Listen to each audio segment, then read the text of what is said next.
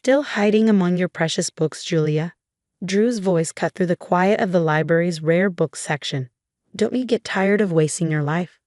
I looked up from the leather-bound volume I was examining to find my brother leaning against a shelf, his designer suit a stark contrast to my modest librarian's attire. His smirk was the same one he'd worn since childhood, the expression of someone who believed he'd already won. "Hello, Drew," I said calmly, carefully placing the book back in its protective case. "I didn't expect to see you here. Mom sent me. She wants to make sure you're not going to embarrass us at their anniversary party tonight." He glanced around the library with poorly concealed disdain. "Though I suppose it's too late for that. A librarian in the family, Dad's still trying to explain that one to his golf buddies. My name is Julia Morgan, though my brother prefers the family disappointment. At 34, I was the head librarian at the city's central library, a position that made my old money family cringe. What they didn't know, what I'd carefully hidden for years, was that my life among the books was only half the story. I'll be there," I assured him, standing to my full height. Even in heels, he still towered over me. "And I'll dress appropriately." "See that you do." He straightened his Rolex, a recent purchase he hadn't stopped flaunting. "It's an important night. I'm announcing some big news." "Oh." His grin widened. "Bought my third company this year. Morgan Industries is now officially a conglomerate. Dad's going to be so proud." I nodded, keeping my expression neutral. If Drew noticed the slight tightening of my hands, he didn't mention it. "That's wonderful," I said. "Congratulations." "Thanks." He didn't even try to make it sound sincere. "You know, there's still time for you to join the real world. I could use someone to manage our corporate library. At least then you'd be doing something useful with all this knowledge." The way he said knowledge made it sound like a disease. I smiled, thinking of the encrypted laptop in my office safe, of the meetings I'd been taking under a different name. "I'm happy where I am," I told him. He shrugged, already turning away. "Your loss. Remember, 7 o'clock sharp, and Julia?" He paused at the door. "Try not to bring any books this time." After you left, I waited exactly 5 minutes before heading to my office. The space was modest but efficient, with walls of books and a desk that had seen better days. To most, it looked exactly like what they'd expect from a librarian's office. They never noticed the state-of-the-art security system or the fact that my ancient desktop computer was a custom-built machine more powerful than most corporate servers. Locking the door, I opened my laptop and connected to a secure server. 3 windows popped up immediately, video calls waiting from Tokyo, London, and New York. "Good morning, Ms. Morgan." My assistant's voice came through clearly. "The Nakamura deal is ready for final review." "Thank you, Sarah," I said, scanning the documents on my screen. "Has legal finished their assessment?" "Yes, ma'am. The acquisition terms are solid. We can move forward whenever you're ready." I glanced at my watch. 5 hours until my parents' anniversary party. Plenty of time. "Schedule the signing for tomorrow morning," I instructed. "And Sarah, make sure everything's in place for the announcement." "Already done. The press release is ready to go." Though, she hesitated. "Are you sure about the timing?" I thought of Drew's smug face, of years of condescension and dismissal. "Yes, I'm sure. Tomorrow morning will be perfect." After ending the call, I sat back in my chair, looking at the empire I built in secret.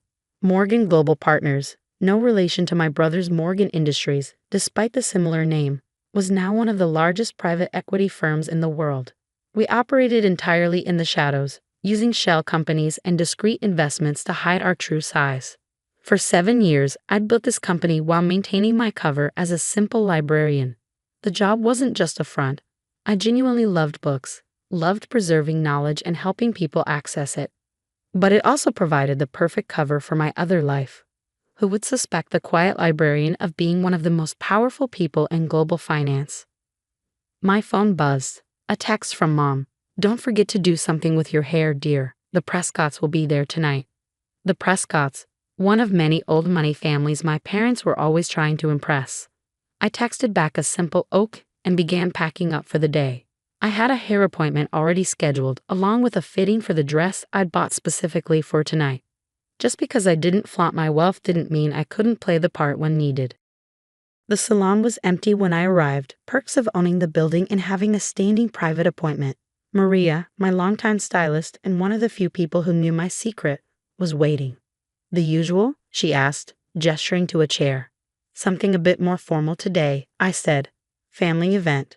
She nodded knowingly. Ah, the famous Morgan anniversary party. Your brother was in earlier, talking about it to anyone who would listen. I'm sure he was. As Maria worked, I checked my emails on a secure phone. The Nakamura acquisition was proceeding smoothly. By this time tomorrow, Morgan Global Partners would own one of the largest tech manufacturers in Asia. The same company my brother had been trying to buy for months. Your brother mentioned he's buying some big company, Maria said, as if reading my thoughts. Couldn't stop bragging about it. I smiled. He's trying to buy it. There's a difference. She caught my eye in the mirror. You didn't? Let's just say tomorrow's papers will be interesting. 3 hours later, I stood in front of my mirror at home, examining my transformation. The simple librarian was gone, replaced by someone who could hold her own at any society event. The dress, a deep blue Valentino I'd had altered to perfection, was elegant without being flashy. My jewelry was minimal but expensive, the kind of pieces old money favored. Most importantly, I looked exactly like what my family expected, their bookish daughter making an effort to fit in. My phone buzzed with another text, this time from Sarah. Everything's set for tomorrow. Are you sure you don't want to tell them tonight?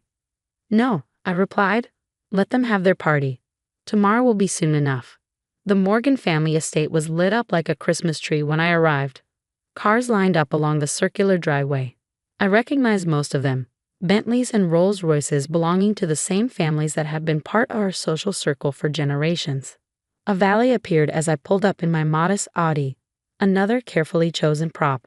The car was nice enough to avoid embarrassing my parents, but not so nice as to raise questions about a librarian's salary.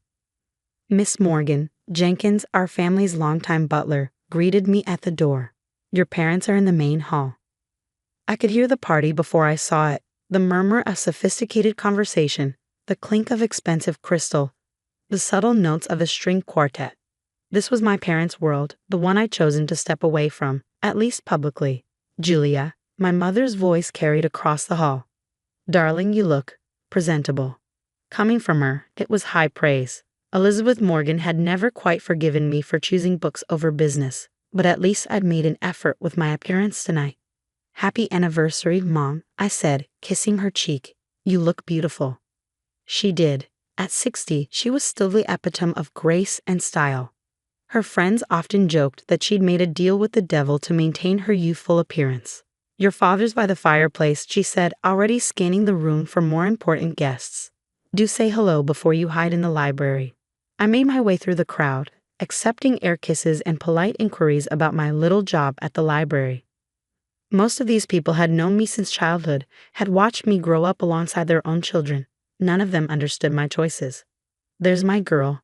Dad's voice boomed as I approached. He was holding court with his usual crowd, golf buddies and business associates who'd been part of his life for decades. Come here, let them see you. I submitted to his enthusiastic hug, noting the slight slur in his words. He'd started the celebrations early, as usual. Still working with those books? Harold Prescott asked, his tone making it clear what he thought of such an occupation. Still working with those books, I confirmed. Someone has to preserve knowledge for the next generation.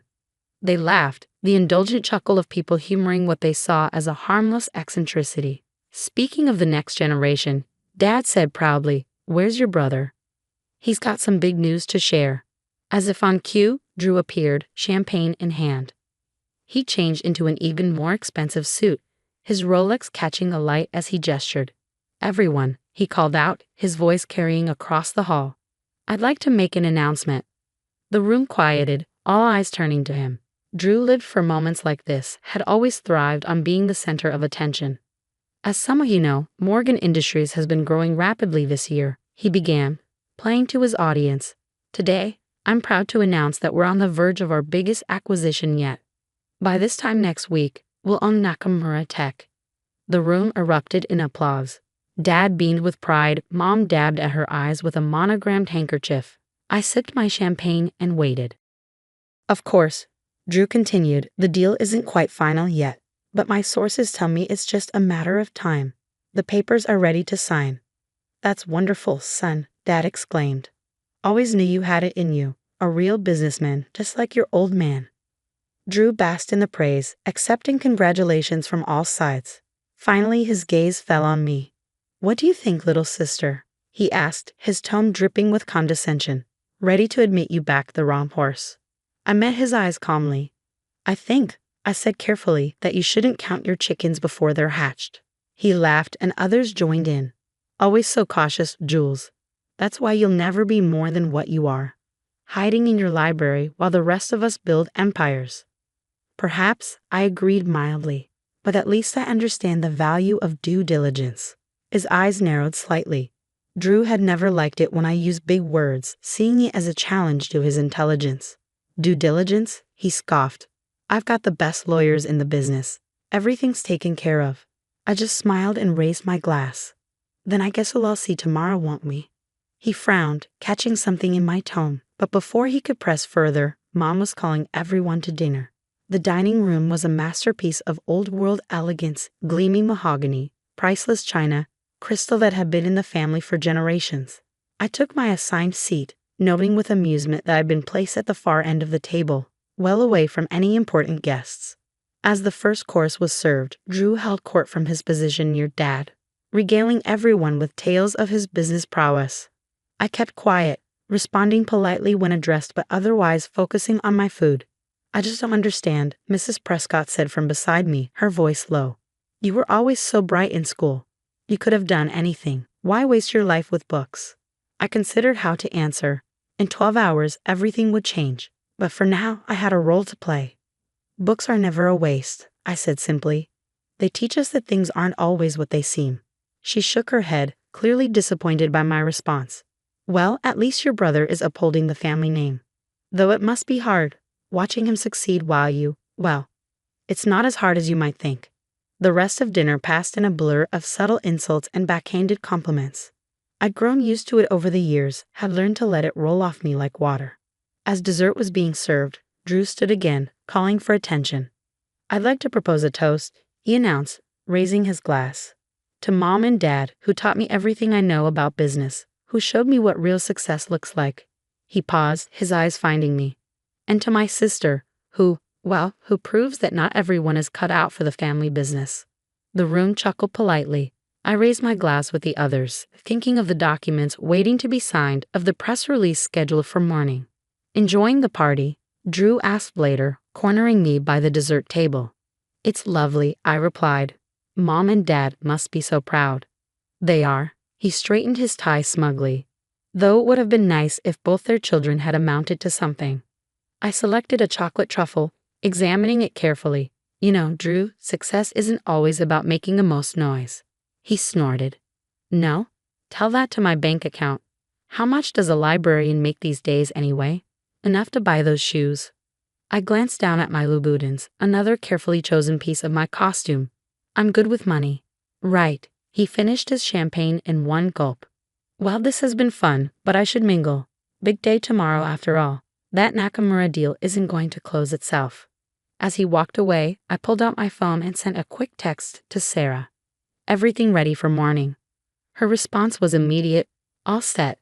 Press release goes out at 9 a.m. sharp. Want me to send you the final numbers?" "No need," I replied. "I'll see them in the papers with everyone else." The party began winding down around midnight. I said my goodbyes, accepting one last round of condescending comments about my career choices. "You really should consider Drew's offer," Mom said as I kissed her cheek. "A corporate library would be so much more appropriate." "I'll think about it," I promised, knowing I would do no such thing. As I drove home, I thought about how different tomorrow would be. For 7 years, I'd maintained my cover, building my empire in secret while my family dismissed me as the disappointing daughter who'd chosen books over business. Tomorrow, they'd learn just how wrong they'd been. The next morning, I arrived at the library precisely at 8, just as I had every day for the past 7 years. My sensible shoes echoed through the marble halls as I made my way to my office, nodding at the early morning regulars who never questioned why the head librarian kept such strict hours. Sarah was waiting for me, her tablet in hand. In the library, she played the role of my assistant librarian perfectly, Outside these walls, she was the COO of Morgan Global Partners and one of the sharpest business minds I ever met. "Everything's ready," she said quietly as we entered my office. "The lawyers are gathering in Tokyo. Press release goes out in 45 minutes.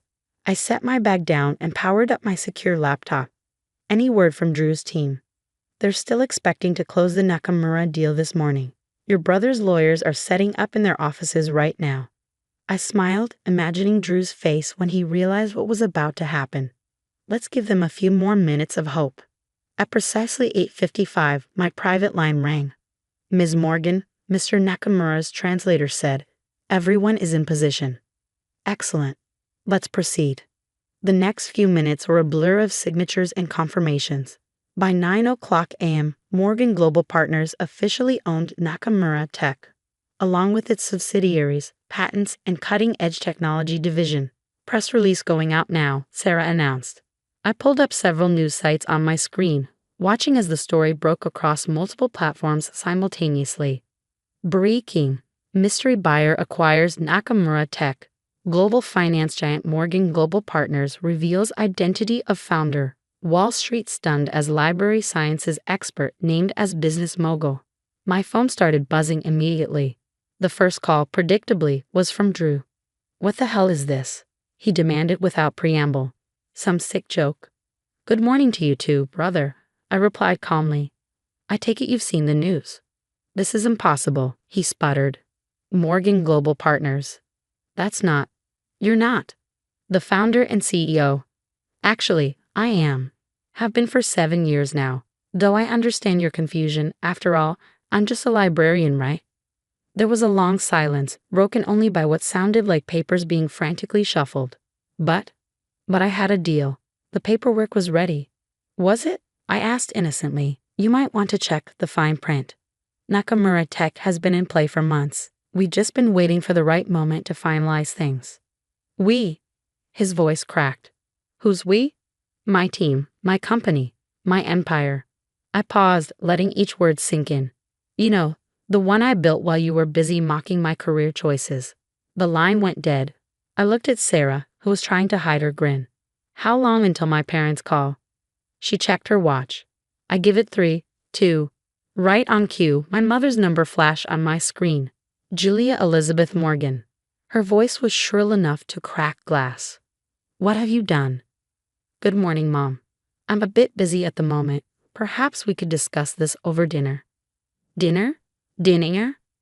Do you have any idea what's happening? Your father's phone is ringing off the hook. The Prescotts are calling. The club is calling. Everyone wants to know how our librarian daughter secretly built a multi-billion-dollar company." I could hear Dad in the background, apparently trying to field calls of his own. "Tell her to get over here right now," he shouted. "I have meetings all day," I said, which was true. The acquisition of Nakamura Tech was just the beginning. "But I'd be happy to host everyone for dinner at my place tonight. Say, 7 o'clock. "Your place?" Mom's voice dripped with suspicion. "You mean that little apartment near the library?" "No, I mean my penthouse on Highland Avenue. I'll text you the address." There was a long pause. "Highland Avenue, but that's the most expensive building in the city." "Is it? I hadn't noticed. See you at 7, Mom." After ending the call, I took a moment to breathe. 7 years of secrets were finally coming to light.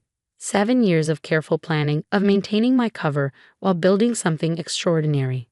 "Ready for phase 2? Sarah asked. I nodded. "Send out the second press release." This one was even bigger than the first. Morgan Global Partners announces merger with East Asian tech giants. Deal valued at $50 billion. The merger had been in the works for months, but we timed it perfectly to follow the Nakamura acquisition. By the time my family arrived for dinner, the business world would be reeling from 2 of the biggest deals of the decade, both orchestrated by the quiet librarian they dismissed for so long. The rest of the day passed in a carefully choreographed dance of meetings, interviews, and strategic planning. I gave exactly 1 interview to the Wall Street Journal, explaining how my background in library sciences had actually been perfect preparation for building a global empire. "Information is power," I told the reporter, "and who better to understand the value of information than a librarian?" At 6:30, I left the library and headed to my real office, the top floor of the Highland Avenue building that had been my home for the past 5 years. The penthouse occupied the entire floor, though I'd maintained a small apartment near the library for appearance's sake. My private elevator opened directly into the foyer, where my actual home office put Drew's corporate headquarters to shame. Floor-to-ceiling windows offered a panoramic view of the city, while state-of-the-art technology allowed me to manage my empire from anywhere into space. Sarah had arranged for dinner to be catered by the city's most exclusive restaurant, another establishment quietly owned by Morgan Global Partners. The dining room table was set with the kind of understated elegance that only old money could truly appreciate. At precisely 7 o'clock, the elevator announced my family's arrival. Drew entered first, his earlier swagger replaced by barely contained fury. Mom and Dad followed, both looking shell-shocked. Even Jenkins, who had insisted on accompanying them, seemed unsure how to process the transformation of the family's poor relation into one of the city's wealthiest residents. "Welcome to my home," I said, gesturing to the spectacular view. "Drink?" "How long?" Drew demanded. "How long have you been lying to us?" "Lying?" I moved to the bar, pouring myself a scotch. "I never lied about anything. I am a librarian. I do love books. I just happen to run a global financial empire as well." But why?" Mom sank onto one of my Italian leather sofas. "Why the deception? Why let us think that I was a failure? I finished for her, that I'd wasted my potential, maybe because you never bothered to look past your own assumptions. You saw what you expected to see, the disappointing daughter who chose books over business." Dad was standing by the windows, staring out at the city he thought he knew so well. "All this time," he murmured. "All those companies we've been reading about, the mysterious acquisitions. That was you," Drew said flatly. "Morgan Global Partners. The competition everyone's been trying to figure out. The shadow empire that's been reshaping the market." I smiled. "It does have a nice ring to it, doesn't it? Though I prefer to think of it as a knowledge empire. After all, that's what you taught me, isn't it, Dad? Knowledge is power." He turned to face me, and for the first time in my life, I saw something new in his eyes. Respect. "The Nakamura deal," he said slowly. "How long have you been planning that?" "About 6 months, though I've owned controlling interest in their subsidiaries for over a year." I looked at Drew. "You never wondered why they kept finding reasons to delay your offer?" My brother's face went from red to white. You've been playing me all this time." "Not playing, Drew, competing. Isn't that what you always wanted? A chance to prove who was better at business." "But it wasn't fair," he exploded. "You had inside information, secret resources." "Inside information?" I laughed. "You mean like the kind you get from your golf club buddies? The deals you make on private yachts and exclusive resorts?" I set my glass down carefully. "I built my empire with nothing but intelligence, hard work, and a deep understanding of how information flows. Everything I learned in my little library job gave me an edge you couldn't see." "Dinner is served," a voice announced discreetly. We moved to the dining room, the tension thick enough to cut with one of my sterling silver knives.